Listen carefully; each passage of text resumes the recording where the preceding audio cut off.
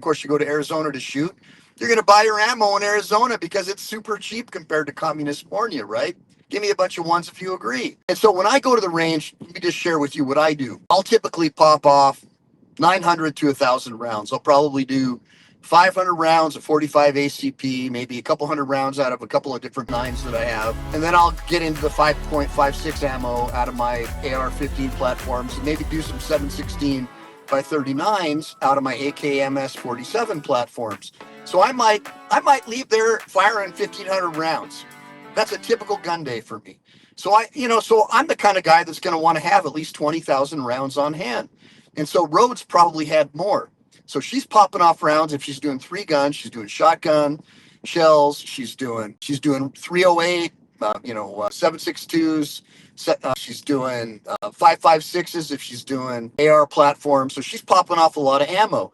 Now, the law said that she could not bring that back to California with her without going through a licensed California and had a background check, okay? Every single time she wanted to do that. And so I think she argued as applied as well as on its face. So under the law, you can argue that a statute as applied is unconstitutional, like what I think Lane Meyer should have done. Lane Meyer should have probably stayed in jail and argued that the harassment statute as applied to him was unconstitutional as well as on its face unconstitutional. But that's another story we can talk about at another time. I'm not him. I'm not putting him down. I wasn't in jail. When you're in jail, you'll plead out to anything. That's what they did with the Jan 6ers. All right. So, and you're right, Network, Metatron, good seeing you, brother. I love having it. Make sure to double tap that screen and make sure to like and subscribe and share this link with everybody after we do the show, and go into the regular comments, not just these comments that are live, not just the live chat, but go in and make some comments under the video and share it with people so we can push that algo and get this information out there to law-abiding, freedom-loving Americans who believe in the unalienable rights that were granted to us by our creator, not the state. All right. So basically it ruled that vendors had to obtain an ammunition vendor's license, so they had to pay for that. So they're putting another fee on firearms dealers. That gets passed on to the end purchaser as well. So like when I was growing up, you could purchase 22 ammo for like a half a cent a round or less.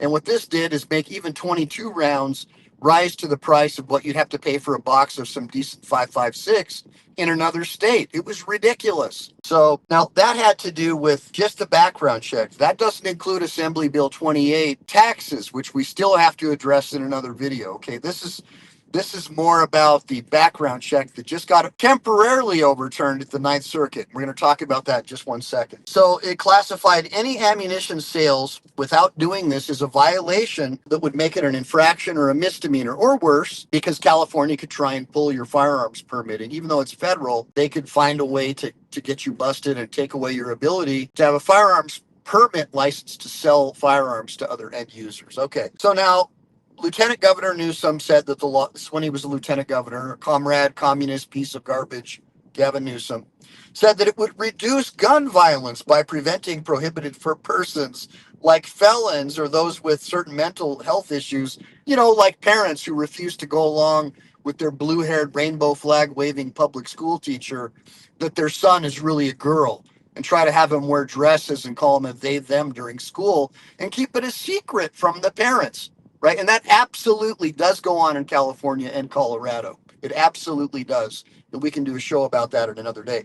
So anybody like that could be prohibited from buying ammunition, thanks to then Lieutenant Governor Gavin Newsom. All right. So they said that it would close loopholes in gun sales regulations. Well, we all know that felons and criminals, especially illegals who already broke our laws to come into the country, are going to buy their ammo in another state where they don't have to do that, or they'll bring it across. Why do they care?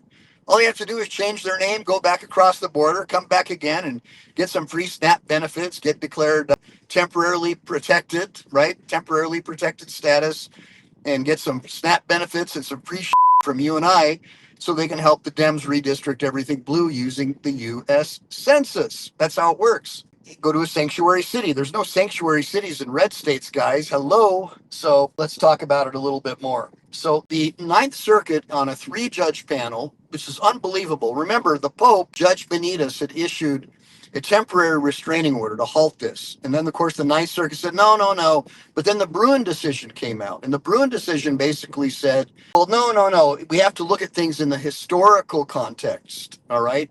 They had to use a historical analog. What did our founding fathers, or under Reconstruction, what were the gun laws then? And of course, there were no gun laws about paying to have a background check to buy ammo. There were no background checks at all. If you're a freeborn American, you're entitled to keep and bear arms. That's how it worked. So Bruin really ruined everything for the Democrats. They're very upset about the Bruin case. And that's why they're doing everything they can to get more leftist Marxists into the court system so they can change Bruin and Heller and get those overturned and make us more like communist China, which is precisely what they want. They want us to be like Canada. Give me a bunch of ones if you agree. All right. So right now, a 3-judge panel, 2 of them sent it back and said, we're issuing a restraining order, or an injunction, basically, that no, that law is unenforceable. But Bonta, the leftist attorney general of California, probably in line to be their next governor, unless they boot out all the illegals and turn red again, because they'll lose about 5 House seats if the illegals have to leave. At the next census count, it'll turn back into a red state again. Because most people in California do not support the Marxist policies of California, or they've already left. So let's get into it. So this case was influenced by New York Rifle and Pistol Association versus Bruin again. And that didn't really redefine. It basically brought the standard back to historically what it was. And when it came to making a Second Amendment rights challenge. And it established that firearms regulations must be consistent with the historical tradition of firearm regulation in the United States at the time of the Second Amendment's adoption in 1791 or Reconstruction in 1868. With respect to laws imposing restrictions on Second Amendment rights, they had to have a historical analog, which we just discussed. Otherwise, they're presumptively unconstitutional. The burden is on the state or the government to prove that the regulation aligns with historical practices. So in a nutshell, that's what Bruin says. So since ammunition is an integral part of a firearm, this 3-judge panel said no. And so Judge Kenneth Lee, in the majority opinion, concluded that ammunition is, in fact, a critical component of a firearm, a critical component of the Second Amendment right to bear arms, all right? The court reasoned that firearms are useless without ammunition, excuse me, liking ammunition to ink for a First Amendment right, like free speech, right, or the right to petition the government. They're both essential to exercising a respective constitutional right. The Second Amendment protects the right to keep and bear arms, and the court interpreted arms to include ammunition as a necessary functional exercise of that right. Hello. Well, Pro Se America, that's great. Vem Miller's podcast on Wednesday. I'll have to take a look at it, brother. So, and it's not just components essential to their use. As a Second Amendment rights lawyer, I got to tell you, it's components essential to their safe and effective use. That's why there should not be a ban on suppressors, or what we used to call silencers, because they don't really silence the weapon, because it protects your ear, so it makes it more safe and effective to use, right? Safe and effective, the word that the Democrats like to throw around all the time when they want to inject you with something. All right. So because there was lack of historical precedent, California argued that the background check law was analogous to historical laws restricting ammunition access to certain groups. So here's what California argued. People who were at war with our state, like the Native Americans and the British, right? Since there were laws restricting them, that your rights should be restricted too. Think about that. California literally argued that people who were at war with the citizens of California, since their rights were restricted, that this law passed constitutional muster. That's literally what their argument is. That's everything you need to know about the Marxist Democrats who run California. All right? They literally are, in a nutshell, in a backhanded way, saying these people are enemies of California if they want to have firearms, and therefore their rights should be restricted. However, the court found these examples insufficient. Well, 2 of them anyways. Probably the more conservative ones that didn't go to Harvard maybe found, no, that's ridiculous. And they said these laws were not widespread or reflective of a broad tradition of regulating ammunition sales for law-abiding citizens. There you go. The court noted that while some historical laws did regulate gunpowder storage for safety reasons, like fire prevention, these were distinct from a blanket background check requirement for all ammunition purchases. The state failed to provide evidence of a historical tradition imposing these types of broad restrictions on ammo. So they found that it was an undue burden on the the few that are left, law-abiding citizens in California. The court found that the background check system imposed significant burdens on law-abiding gun owners.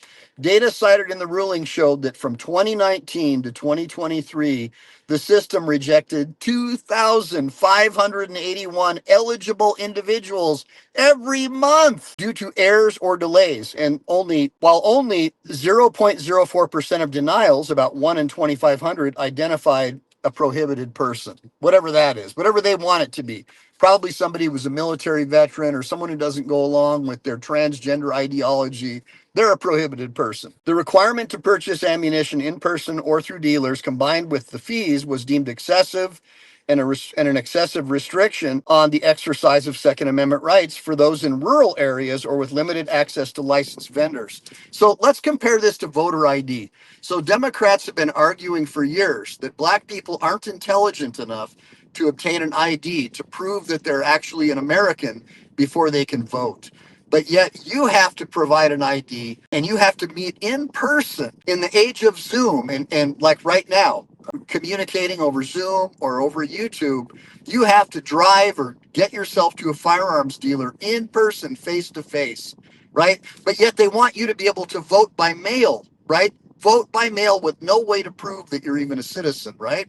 Using their leftist friends at the post office to help promulgate and facilitate, in my opinion, fraudulent elections.